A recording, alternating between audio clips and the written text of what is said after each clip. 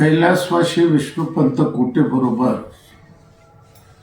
1978 पासून माझे संबंध होते.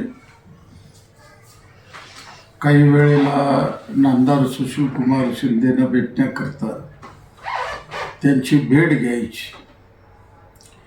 या दरम्यान 1992 मध्ये कैलासवासी महेश कोटे हे महापौर झाले आणि बापूजी नगरमधून मी त्यावेळेला नगरसेवक म्हणून निवडून आलो होतो. जनतेच्या प्रश्नावर, श्रमिकाच्या प्रश्नावर, झोपडपट्ट्याच्या प्रश्नावर आणि वार्डातल्या मूलभूत सुविधांसंबंधी ते महापौर असल्यामुळं अनेकदा त्यांच्याकडे जाण्याचा योग आला. त्या पद्धतीचं सहकार्य ते करत होते.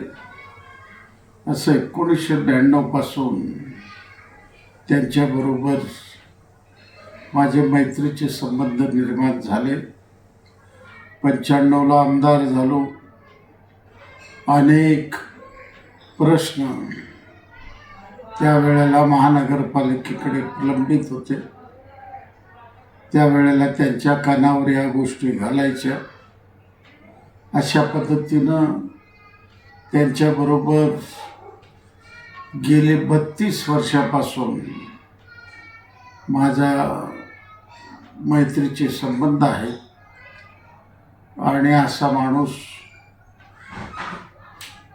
प्रयागराजला गेला आणि अमृत पर्वामध्ये स्नान करण्याकरता जाण्याची तयारी करत असताना त्या नाटक आलं आणि ते जग सोडून गेलेले आहेत. अशा राष्ट्रवादी काँग्रेस पक्षाचा नेता, अनेक वर्ष महानगरपालिकेचा किंग म्हणून वावरलेला,